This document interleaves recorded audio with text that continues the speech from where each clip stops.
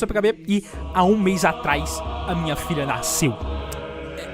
Eu acho que essa é a melhor forma de iniciar esse vídeo, sendo bem direto, entende? Eu oficialmente sou pai de uma família, caraca, ok? Apesar de já ter passado um mês, meio que a minha ficha ainda não caiu muito bem, sabe? Digamos que eu não ajo como um pai de família deveria agir, ok? E veja que curioso, em toda a minha vida eu sempre procurei o momento da grande virada da minha vida. Eu lembro que quando eu tava no ensino médio eu pensei, ok, primeiro ano do ensino médio, agora as coisas vão mudar.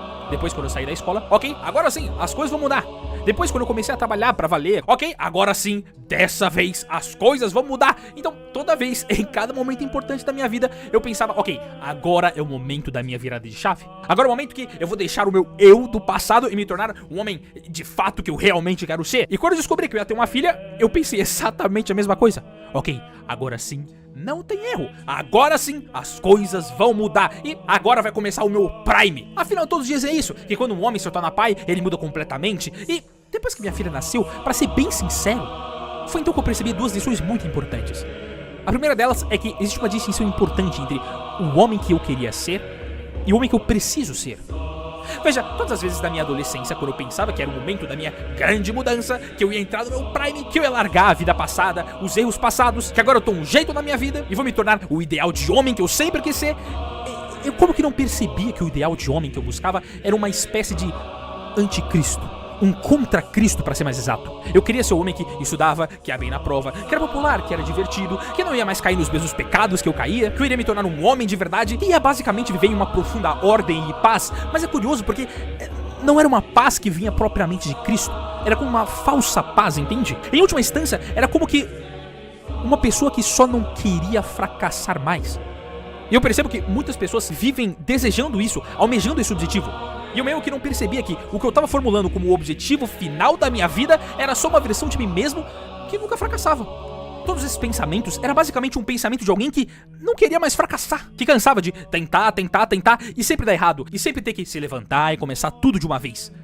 Mas lembra que no início do vídeo eu falei pra vocês que eu tinha aprendido duas lições?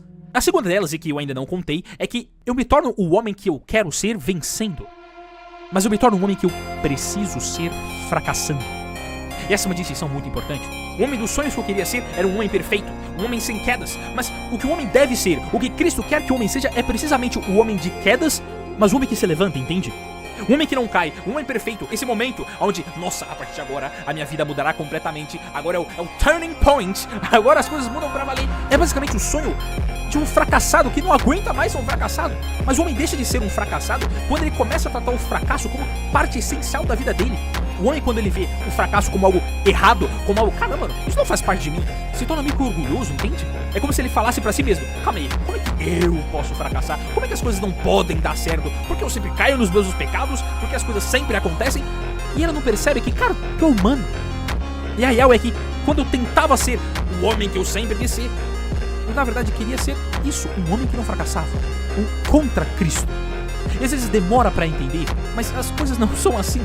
Ontem mesmo eu fracassei, e pode ser que eu fracasse mais uma vez hoje e amanhã e todos os outros dias da minha vida, mas a questão é que eu não posso me cansar e desistir da luta. Como eu já disse, eu pensava que haveria um ponto em que as coisas iam mudar pra valer, como aconteceu na vida de vários santos. Por exemplo, aconteceu um grande evento traumático da vida de um cara, e a partir daí ele mudou completamente e começou a viver a sua vida inteira de forma perfeita, e eu vendo isso pensava, ok, quando é que isso vai acontecer na minha vida? Mas a questão é que Deus não copia histórias. Cada vida é uma história única, cada alma é um universo infinito. E se algumas almas, algumas poucas almas, Deus quis guiar de um modo bem específico a minha alma, e acho até que a alma da maioria das pessoas que estão me assistindo, creio que Deus guia por um outro caminho, por meio do fracasso, por meio das quedas, por meio das inconformidades, entende? Porque no fracasso o homem é obrigado a perceber que ele não é nada e confiar unicamente em Deus nosso Senhor. E se na minha adolescência eu me revoltava com o fracasso, agora como adulto eu percebo que cada fracasso que Deus permite em minha vida foram as melhores coisas que aconteceram pra mim. Óbvio, até hoje, quando as coisas dão errado, de início eu não sou o cara que fala, ok, Deus tem um plano pra tudo, vai dar tudo certo, ok. Não é bem assim. Eu também me revolto. Contudo, depois de um tempo, quando a pessoa coloca a cabeça no lugar, ela começa a pensar, caramba, velho, Deus realmente tem um plano pra tudo. Sou eu que, na minha completa ignorância, ainda não percebo isso. Então, não vai chegar o dia onde eu vou acordar de um dia pro outro e caramba, Agora eu sou um pai de família, agora eu tenho grandes responsabilidades, me tornarei o grande homem que eu sempre quis sonhar. Não. Muito provavelmente eu vou continuar caindo nos mesmos erros, nos mesmos pecados. E a minha vitória sobre os meus erros não vai acontecer de um dia pra noite, mas vai acontecer lentamente, de pouco em pouco. Contanto que um homem não desista e fique na lama e fique no chão, mas que ele se levante a cada queda e continue andando. Esse é um processo contínuo. E eu creio que demorei muito para perceber isso.